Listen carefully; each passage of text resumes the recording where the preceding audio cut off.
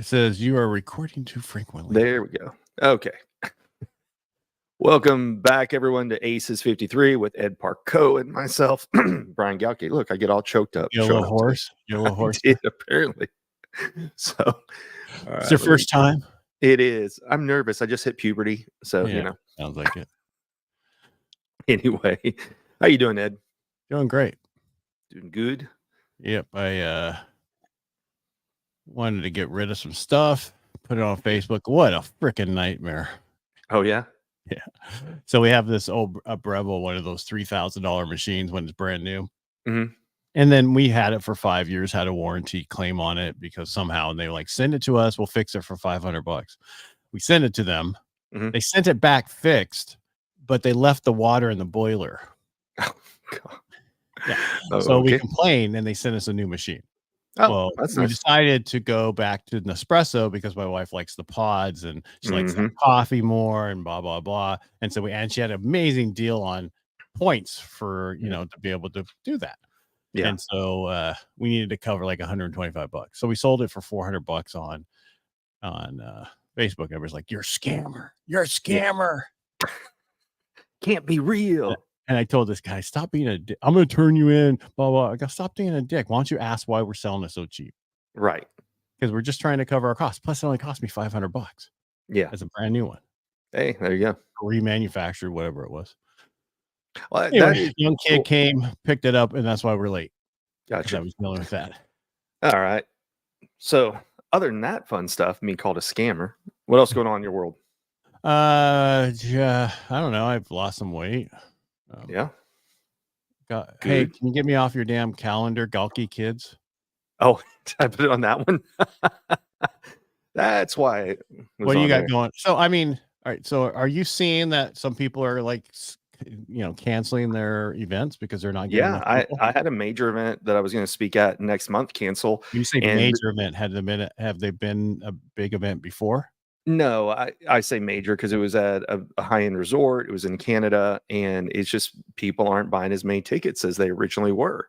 And I just talked to another person who had an event cancel on him. He was supposed to speak at the end of this month in Houston, and they moved that event to October in Florida. And so I'm seeing that quite a bit. As a matter of fact, yesterday I had met up with an MC who's also a speaker, lives here in Dallas. And he's seen a lot of the same things. And that is people aren't filling rooms as easily as they did right after the pandemic. People wanted to get out. People had money. People had freedom. People wanted to be around other people again. But the reality is people are struggling and people are very tight with their purses this year. Well, inflation is killing us. And yes. that's what happened 2 years ago when we had that election. Nobody understood what inflation was. Because it hadn't happened in 42 years. They're like, inflation, what does that mean? That's nothing. I got all this cash from the Biden administration. I can do whatever I want. My son was in Alaska, got 3 checks. Really? During that period of time, California, whatever. I'm like, he's not even in California, and they gave him 3 checks. Yeah. But the point that you were asking about is people aren't spending like they were. I talked to another event organizer who's got an event come up later this year. And they know that they're going to be down in the number. There was a guy who was here in Dallas. I stopped by his event, the VIP dinner, and he was down about 100 less tickets versus what he sold last year. So he still had a full room. But, when you're basing your budget off of previous years, I think anybody who's putting an event together needs to look at a pretty big attrition rate on what's going on. Because like I said, it's several things. It's things cost more. So your daily life to eat and everything costs more. But then right now, hotel prices are crazy. I'm going to an event in Nashville to speak at in September. And the hotel rooms in Nashville, I always look because I think, it'd be a fun getaway. It's a short flight from Dallas. I can't find hotel rooms for less than $300, in that area. And the standard room in Nashville is around $400 if you want to be anywhere near Broadway, because they know a lot of conventions there and it's a nonstop busy city. It's the bachelorette capital of the U.S. So when you go, it's a lot of girls running around white boots and cowboy hats. It's kind of funny to see. But every time I look, hotels are $300 to $400 a night. So what I was talking to that organizer about is when you look to throw an event somewhere like that, by the time you end up paying for your hotel that you're hardly in, you're paying more than the cost of the ticket to go anywhere. So airfare may be cheap to get there, $300-400, but you're spending $300 to $400 per night just to be there. And so that's an interesting part of what's going on for people in events right now. Yeah, well, I mean, here's an easy one. My Rotary, right? We have a district conference coming up end of the month. Yeah. They're begging for people to come. Yeah. And usually it's filled up. But our last year was a 1-day event. And it was good because it's 1 day. This year they did Friday night, Saturday, Sunday morning. I'm like, people don't want a 3-day event anymore. Right. Let's get it all done in 1 day. And if you give us some extra hours, we'll go play. But we don't need all these ceremonial things. This is not an international Rotary conference. So, yeah. I'm sorry. That's just my take on it. I agree with you. I think that's the problem is people are limited on the amount of days they have. People are afraid to take off work. I just posted something on LinkedIn. I need to post it on Instagram and everything. There's an article in one of the online articles today all about how with AI coming in, you better start learning soft skills. And you and I have been talking about that for a while, but I think there are people who are literally fear of losing their job to automation and or AI. I have 2 sisters that are graphic artists. Luckily, they're very, very good at what they do. But now with AI generating, memes for you, pictures, you name it, graphics, I just saw there's a new AI software that you can go say, here's my business name, here's my industry, go design a logo for me.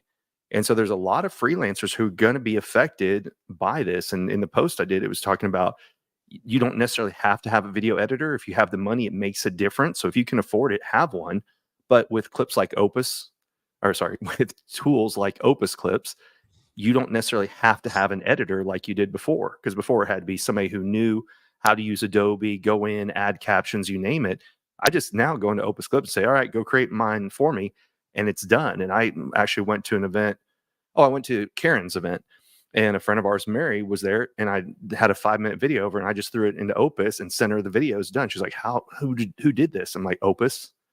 So you don't have to have what you used to have to do. So people need to start looking at ways to stand out, even in booking events, but more importantly, to keep their jobs, So. No, I know. It's a totally different world. And the biggest thing I see is just costs and savings and how people are doing events. People don't want to spend the money now. Right. Because it's so expensive. I mean, food and this, it's just so expensive. And that's, you have to look at everything when you're going to do stuff now. That's why I think smaller events are going to be better because, 20 to 40 people, because you can control the costs. And it fosters connection. You go to the large events. Joel, who I've had on here, I met at GrowthCon in Miami, and that was several thousand people, but you're still only going to meet a handful of people.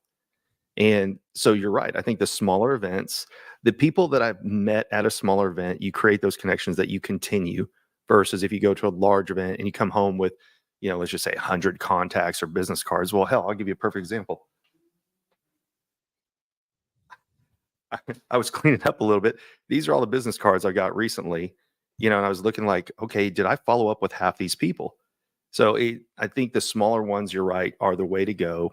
And that's why we are seeing less people go to events, but I'm seeing a lot more people sign up for masterminds because they know what they're paying for is to be back in the same room, to have hot seats, not just be talked at, but be talked to. And that's a big, big change we're starting to see. Yeah, I'm just wondering, some of these larger ones, very expensive ones, if they're going to start seeing more and more people, cut. Yeah. Because I mean, they're great and everything, I'm sure, and a lot of people want to be in that room and they know how important it is. I think the biggest problem is how people look at this stuff. Is it an investment in yourself, or is it a cost? Right. There was a big one that just came out, it was in Utah, and it's a 1-day, it's not called Relentless. I'm blanking on the name, but it has dozens of speakers that all talk for 15 to 30 minutes. So it's not 1-hour talks. Now they packed that place, but if you read through some of the feedback, some people loved it because they're like, I got to, so much exposure to different people. And some people said it's too short of a time. I didn't get to learn. So I think you have to know what's your goal. And we've talked about this before. What's the reason you're going? What are you hoping to get out of the event you're going to? And what's your plan of action to attain that goal? So is it going to come home with 5 customers? Well, then how many people do you have to talk to? You can go your typical marketing. If you meet 100 people, 20 people will follow up. If those 20 people, 3 may buy. So are you going to have to meet 100 people to get 3 clients? Who knows? But to your point, I just got off a mastermind call and one I'm in right before this.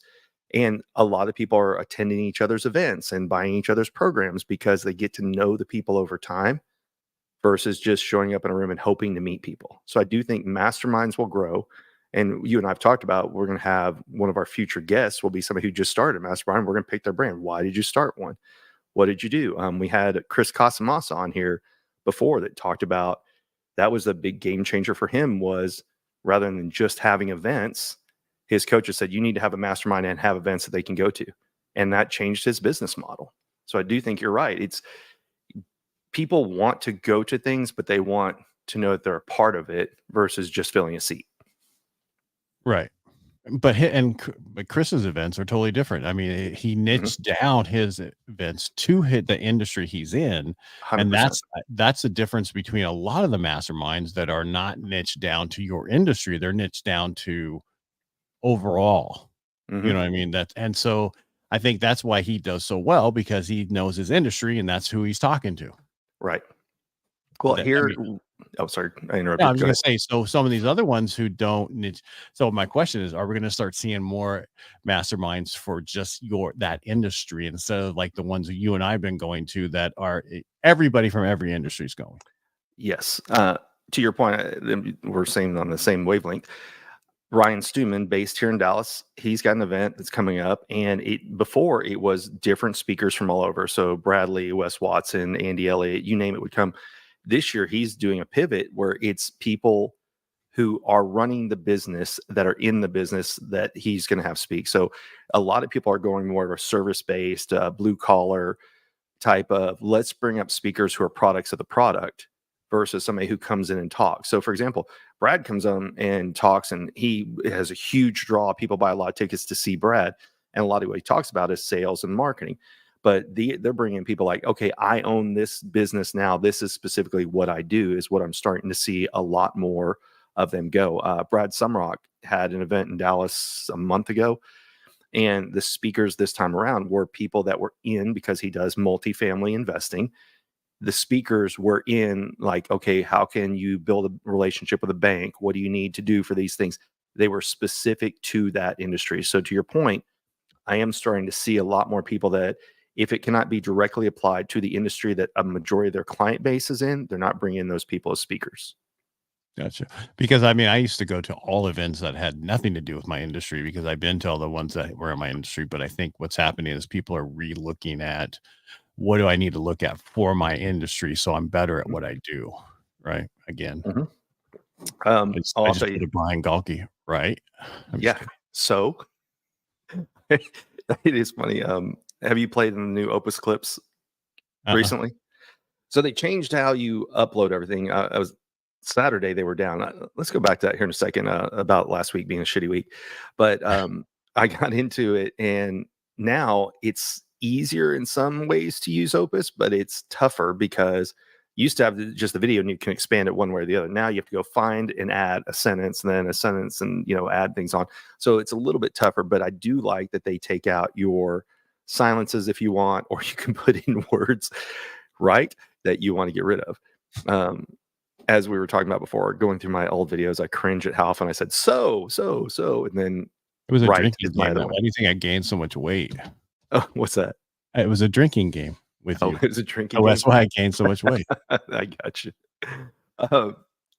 It's funny because you go back and you watch stuff, you're like, you don't even realize you're saying it. And then you start to over focus on it and you just start thinking, oh crap, I said it again. Oh crap, I said it again. So then you get stuck in your head with it at the same time. But yeah, Opus Clips, go and play with it. They've updated it now. It uses AI B-roll footage.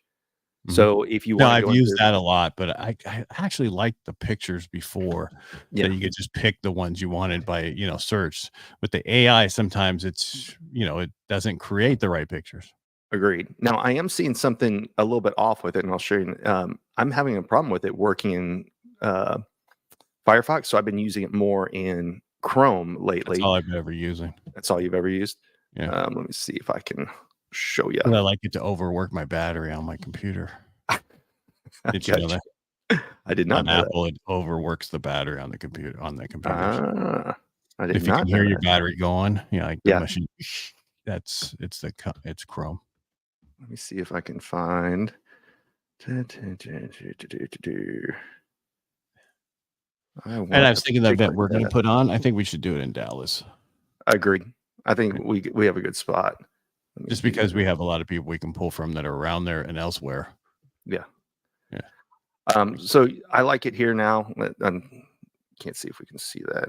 Well, if you make the screen as big as my screen, I know. I should have jumped it out to another page, but I do like, because you can go in here and say generate B-roll through AI, or you can do the stock photo images. That's kind of cool. That's new. Yeah, they didn't have new. You can clean out some of your filler words. I don't ever want to do that. I don't either, because it's a part of who I am. But I like that they offer it. To be true. That's somebody asked me the other day. Do you take out all those words when you do your podcast? I'm like, no. I deal with live radio.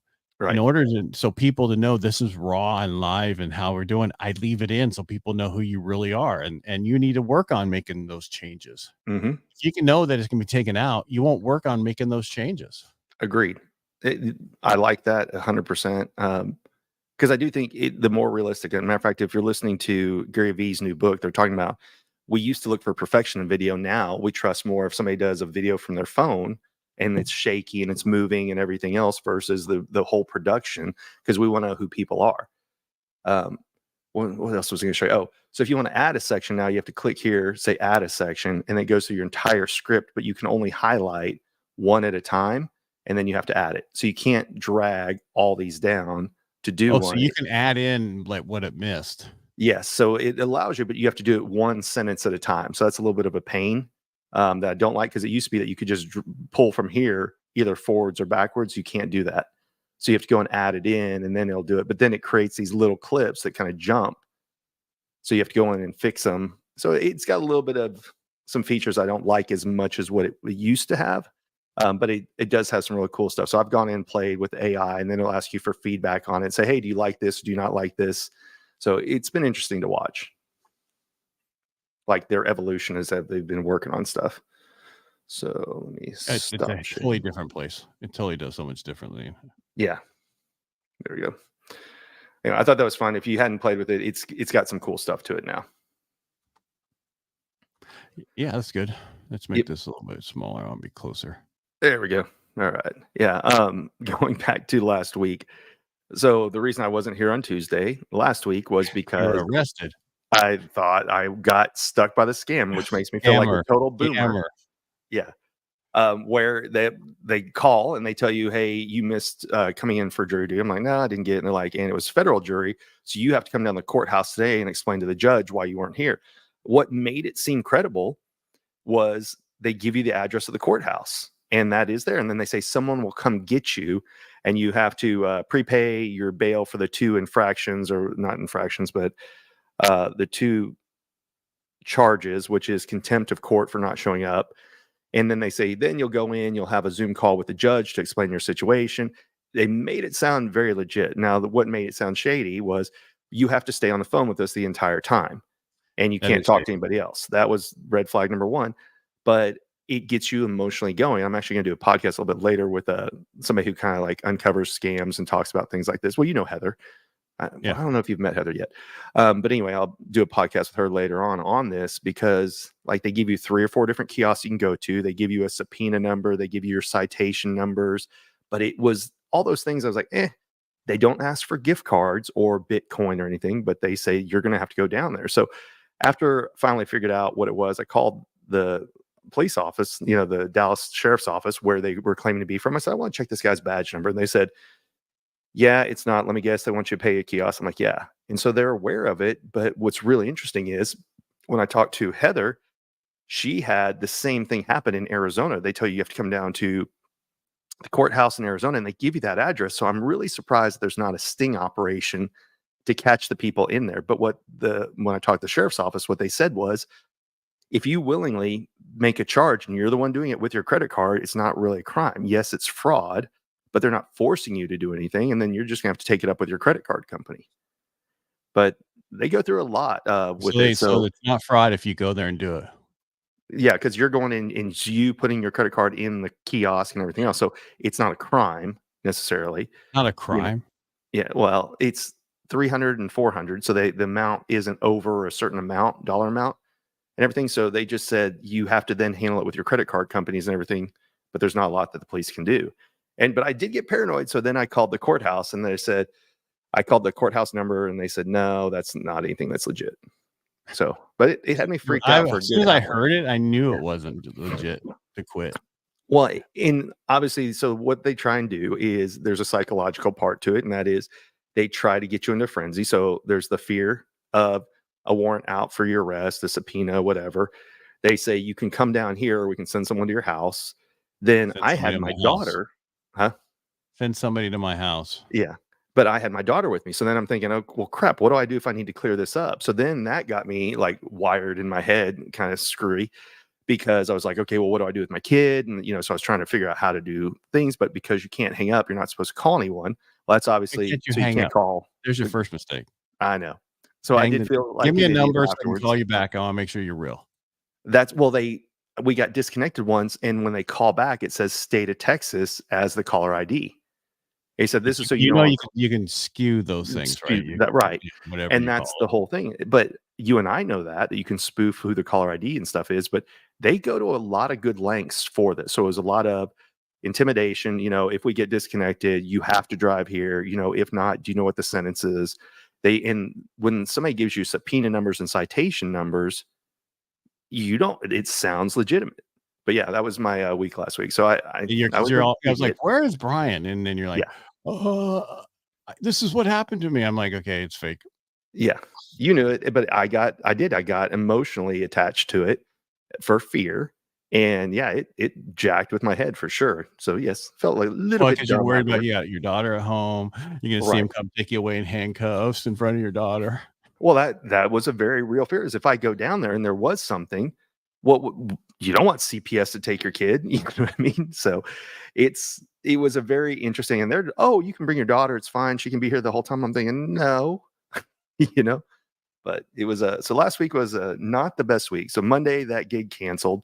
That's in Canada. That's too bad. Yeah. Well, then Tuesday that happened. So it was just not a fun week. So, and the event that canceled was a nice paying gig. And so now it's a financial hit as well, so it was going to be in an awesome place. I was looking forward to it. It was a badass resort in Canada. So I'm not out the experience of it all, but then of course the finances, I budgeted for that money. And so it's one of those. Don't ever spend your commission before it's earned, sir. Well, no, I was talking about just pay monthly bills, but you're absolutely right. And the one thing I did that was a dumb part on me was I didn't do a contract because it was somebody who, and I get it. The guy really is, it's not a bad thing. He just didn't sell as many tickets as he can. So he had to cut speakers out and I didn't have a contract with him. So we'll make something happen in the long run, but that's why they say do contracts early on. Right? What's that? Did they cancel the event or just cut speakers? They cut all the speakers. So now it's just going to be a chiropractic based. The only person that's going to come in as a speaker owns a chiropractic thing. So last I talked to him, they were under 20 tickets sold. And I think, yeah. Well, I don't think he thought about it. So this isn't anything. I wouldn't think to go check another country's what holidays are around the dates they picked, but they picked July 10th and 11th. Well, that's the week after 4th of July. So people are already taking extended holidays for 4th of July holiday. So it's one of those things of they don't think about because it was in Canada. But but here, my Rotary event. All right. So last year we did it in the middle of June and it was a 1-day event for, for the thing. This year it's end of June and that week is 4th of July coming up. Yeah. And that's why people are like, I ain't going.